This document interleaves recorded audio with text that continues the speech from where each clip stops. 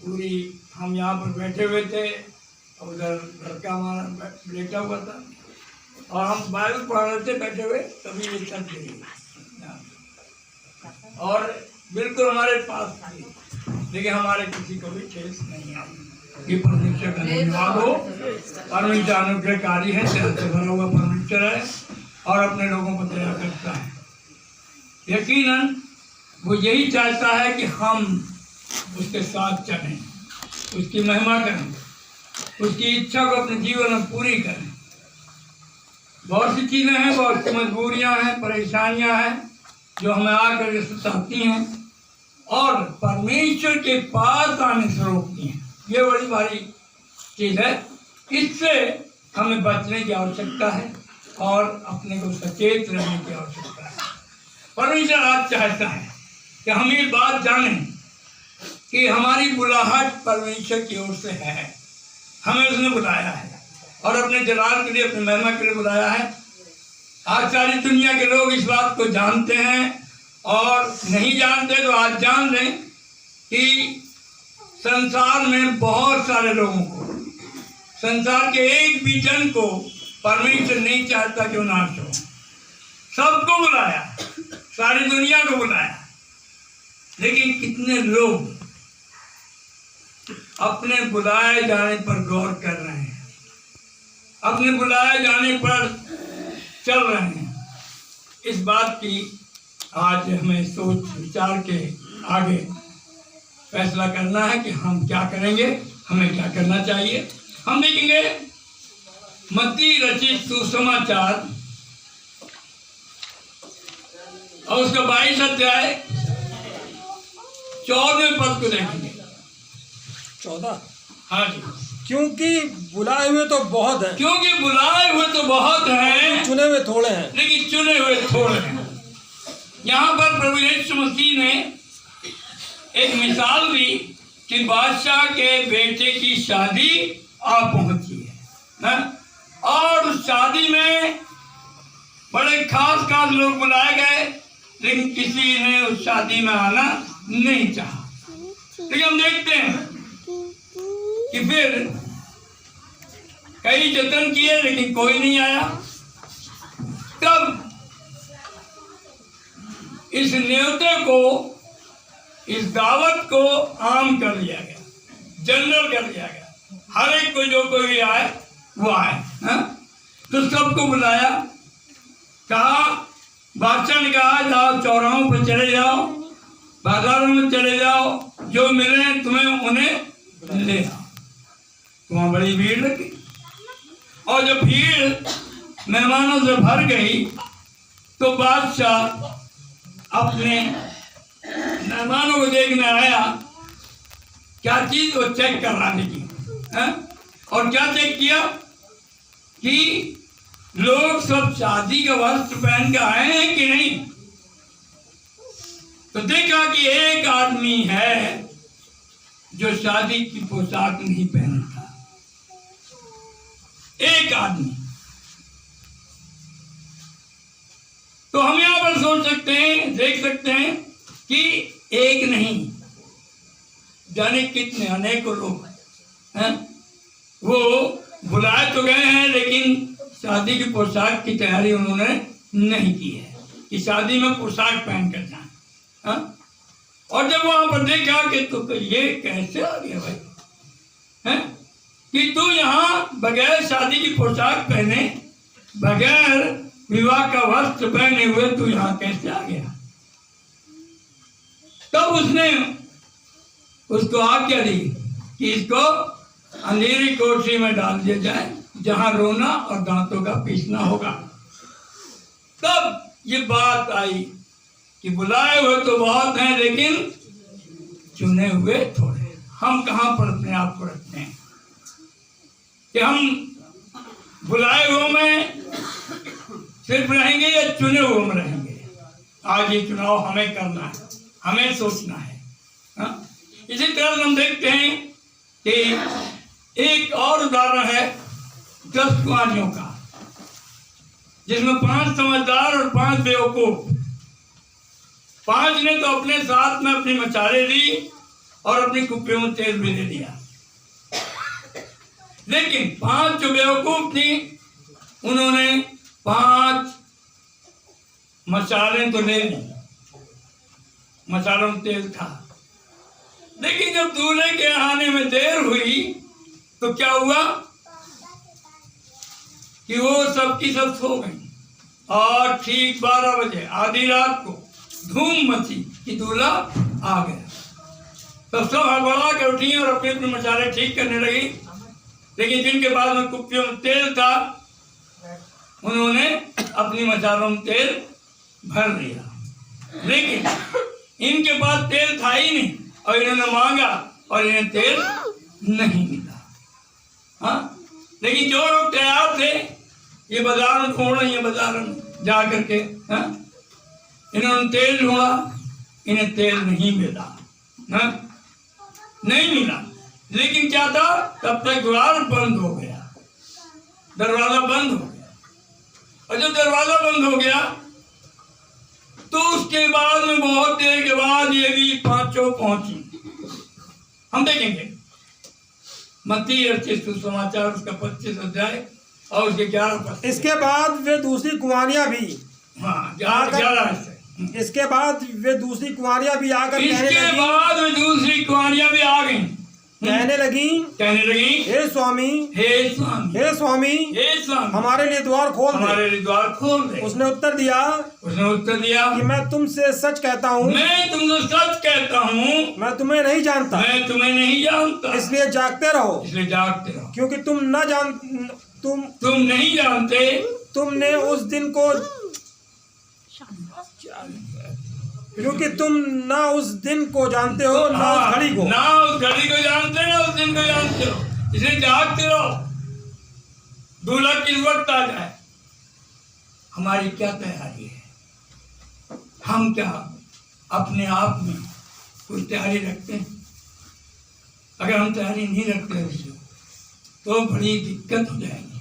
और तैयारी के साथ समझदारी भी रखने की जरूरत है। यहीं पर हम देखते हैं कि एक मालिक जो है वो विदेश जा रहा है, बाहर जा रहा है, और अपने नौकरों को, अपने सेवकों को कुछ लेन देन करने के लिए उनको तोड़े लेना है। एक को 5 तोड़े, एक को 2 तोड़े और एक को 1 तोड़ा। हाँ, तो यहां पर हम देखते हैं कि 5 वाला जो है वो अपने तुरंत उसने शुरू कर दिया लेन देन, काम करना शुरू कर दिया, बुद्धिमानी से काम करना, समझदारी से चलना। हाँ, और जिसको 2 मिले थे उसने भी, और इन दोनों ने, जिसको 5 मिले थे उसने 5 और कमा लिए, और जिसको 2 मिले थे उसने 2 और कमा दिए। लेकिन एक वाला जो है वो बहुत वफादार निकला। हाँ? और उसके बारे में हम देखेंगे कि इन सबको तुमने कहा, आओ मेरे अच्छे लोगों, मेरे आनंद में शरीक हो। उन दोनों को कहा। लेकिन जिसको 1 मिला था वो भी जल्दी से दौड़ के गया, और उसने क्या कहा, वो हम देखेंगे। यही मत्ती 28 सुसमाचार उसका 25 अध्याय और 24 पद से देखिए। तब जिसको 1 तोड़ा मिला था, हाँ, तब जिसको 1 तोड़ा मिला था, उसने आकर कहा, हे स्वामी, मैं तुझे जानता था कि तू कठोर है, तू जहाँ कहीं नहीं बोता, हाँ, तू जहाँ कहीं नहीं बोता वहाँ काटता है, वहाँ से काटता है, और जहाँ नहीं छींटता वहाँ से बटोरता है। हाँ? मैं तुझे जानता, तू कठोर है ना? तो मैंने क्या किया, पढ़िए। इसलिए मैं डर गया और जाकर तेरा तोड़ा मिट्टी में छिपा दिया। क्या किया? मिट्टी में छिपा दिया। उससे कोई लेन देन नहीं। हाँ, उसका मालिक बड़ा खुश हुआ, है ना? खुश हुआ।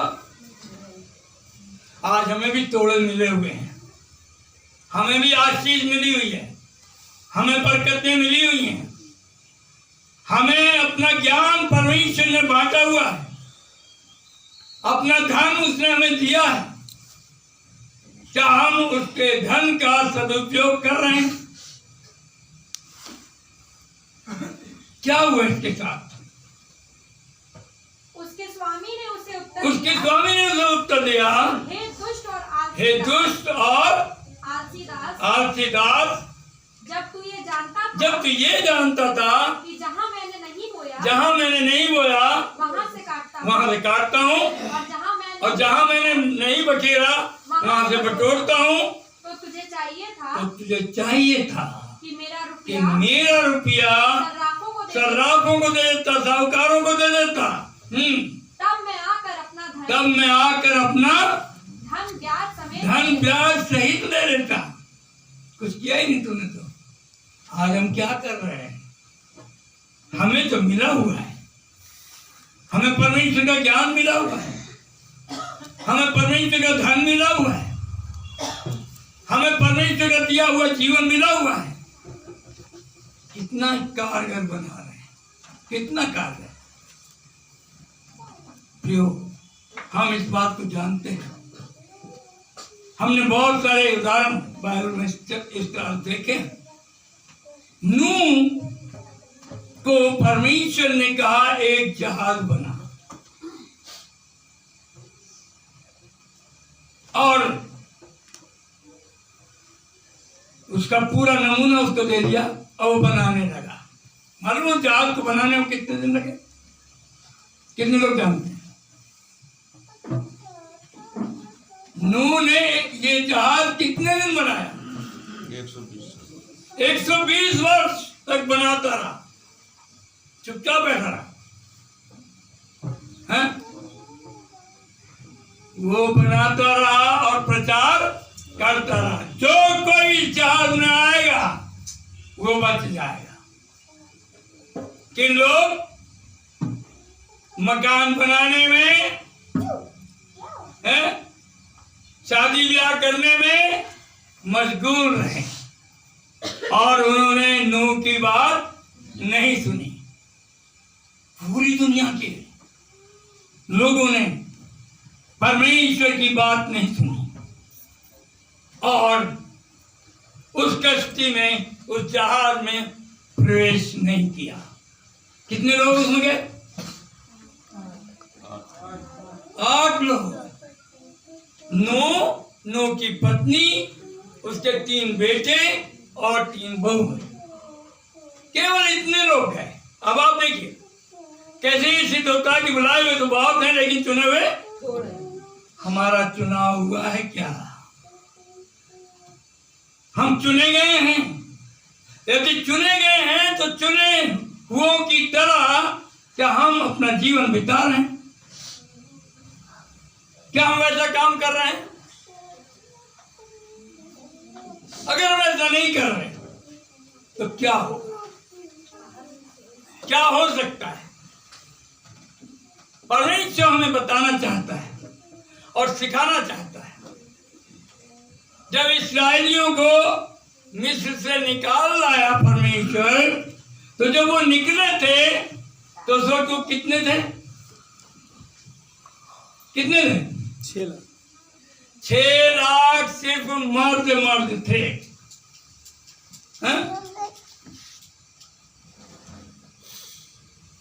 लेकिन क्या हुआ? 6 लाख निकले थे, लेकिन कनान देश में कितने लोग पहुंचे? 2। उस वक्त के लोगों में से सिर्फ 2 लोग पहुंचे, बाकी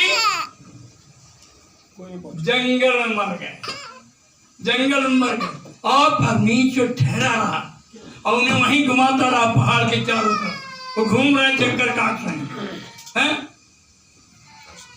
कि जब तक वो मर ना जाए तब तक इनको मैं कनान देश में प्रवेश नहीं कराऊंगा। लेकिन उस वक्त के 2 लोग, एक यहोशू और एक काले, ये दो लोग जीवित उस देश में पहुंचे, कनान देश में, जहां है दूध और शहद की नदियां बहती। क्या हुआ? निकाले हुए तो बहुत थे, लेकिन चुने दो ही हैं। बुलाए हुए तो बहुत हैं, लेकिन चुने हुए थोड़े हैं। हमारी क्या तैयारी है? हमारी क्या तैयारी है? प्रभु यीशु मसीह ने आज्ञा देकर लोगों को भेजा कि जाओ, 12 को भेजा, उनसे कहा जाओ, क्या करो? प्रचार करो। है? क्या करो? प्रचार करो, सुसमाचार प्रचार करो, है? और मुर्दों को जिलाओ, है? लोगों को चंगा करो, दुष्टात्माओं को निकालो। वो निकाला उन्होंने, और अपने और बहुत सारे चेले उसने भेजे। कितने भेजे? 70 लोगों को भेजा, और 70 लोगों ने खूब दुष्टात्माएं निकाली, बीमारों को चंगा किया, बहुत बड़े बड़े काम किए, सुसमाचार प्रचार किया। लेकिन क्या हुआ मालूम है? आज भी यही कहा जाता है यीशु मसीह के 12 चेले थे, हैं?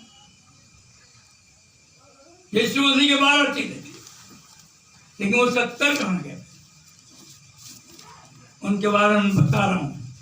यीशु मसीह ने लोगों को एक बात बताई कि मैं जीवन की रोटी हूं जो स्वर्ग से उतरी। तुम्हारे पुरखाओं ने मन्ना खाया और मर गए।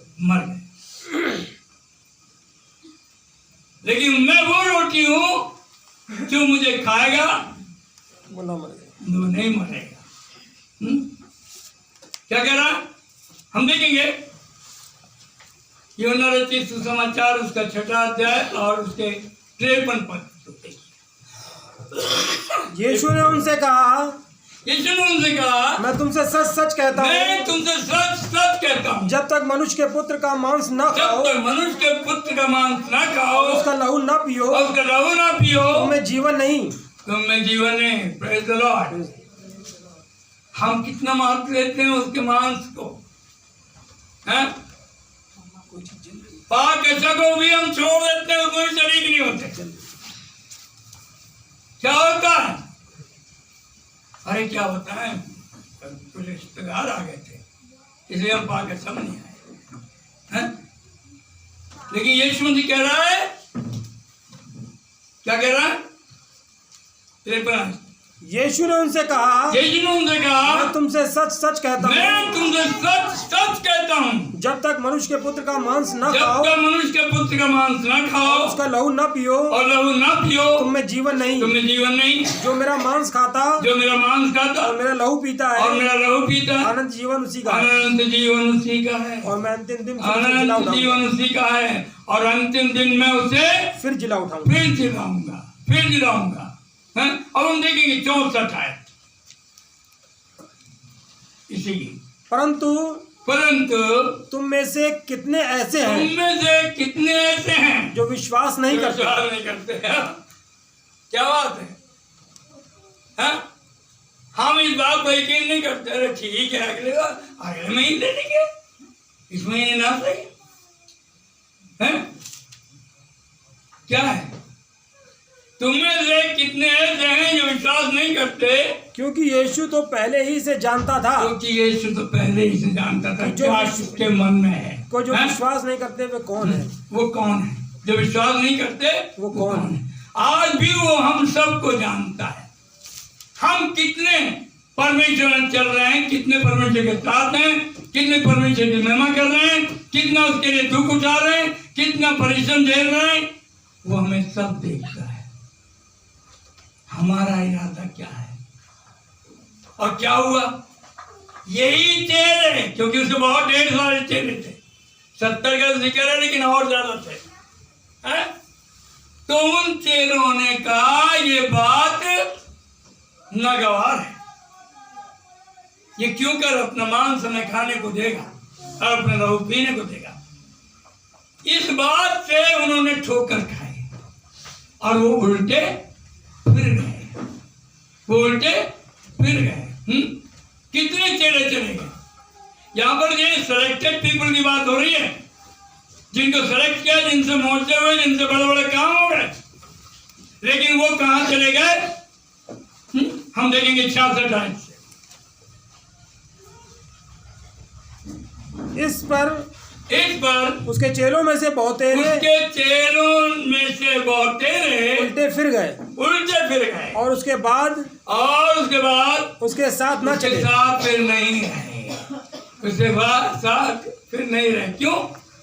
उन्होंने जीवन जल को छोड़ दिया, उन्होंने जीवन की रोटी को छोड़ दिया, उन्होंने अपने मुक्तिदाता को छोड़ दिया, चले गए। और इस पर जब प्रभु यीशु मसीह ने देखा तो उन 12 से भी सवाल किया। क्या? तब यीशु ने उन 12 से कहा, तुम भी चले जाना चाहते हो? तुम भी चला जाना चाहते हो? शमौन पतरस ने उससे कहा कि हे प्रभु, हम किसके पास जाएं? अनंत जीवन की बातें तो तेरे ही पास हैं। अनंत जीवन तो तेरे ही पास है, हम किसके पास जाएं? तो क्या हुआ? कितने थे? काफी, बहुत ढेर सारे चेले थे।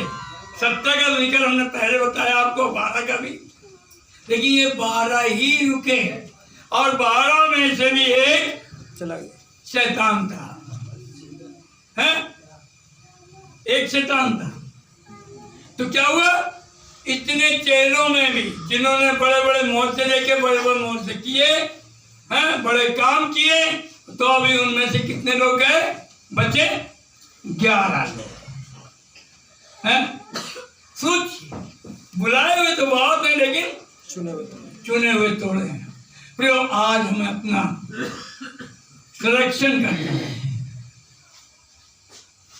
कि हम चुने हुए में गिने जाएं या बुलाए हुए में।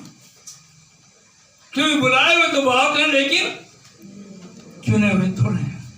आज हम अपने बुलाए जाने पर गौर करें, हमें ये देखना है, क्योंकि परमेश्वर यही चाहता है। आज हम बहुत सारी चीजों में बहुत फिक्रमंद रहते हैं, क्या खाएंगे, क्या पहनेंगे, ऐसा करेंगे तो ऐसा हो जाएगा, ये नुकसान हो जाएगा, वो नुकसान हो जाएगा, है? लेकिन परमेश्वर का वचन क्या कह रहा है, हमें क्या करना चाहिए? हाँ? आज हम इन्हीं सब चीजों के चक्कर में हम परमेश्वर के काम को जैसा हमें करना चाहिए, जैसे हमें अंजाम देना चाहिए, हम नहीं करते दुनिया की फिक्रों की वजह से। लेकिन परमेश्वर कह रहा है दुनिया की फिक्र मत करो, है? मैं तुम्हारी फिक्र करता हूं और तुम्हारे लिए सब कुछ प्रबंध करने वाला मैं परमेश्वर हूं, है? और इस बात को मैं बता रहा है। हम देखेंगे मत्ती रचित सुसमाचार उसका 6वां अध्याय और उसके 33 पद को। यहाँ पर साफ कह रहा है कि पहले क्या करो, इसलिए पहले तुम उसके राज और धर्म की खोज करो। पहले तुम उसके राज और धर्म की खोज करो, तो ये सब वस्तुएं भी तुम्हें मिल जाएंगी। Praise the Lord. परमेश्वर ये चाहता है प्रियो, हाँ? हम चुने हुए में अगर शामिल होंगे तो हम परमेश्वर के राज और धर्म की खोज करेंगे और परमेश्वर के से मिलने की तैयारी करेंगे, परमेश्वर के राज्य की तैयारी करेंगे, ताकि हम उसके साथ राज्य करेंगे। Praise the Lord. परमेश्वर आपको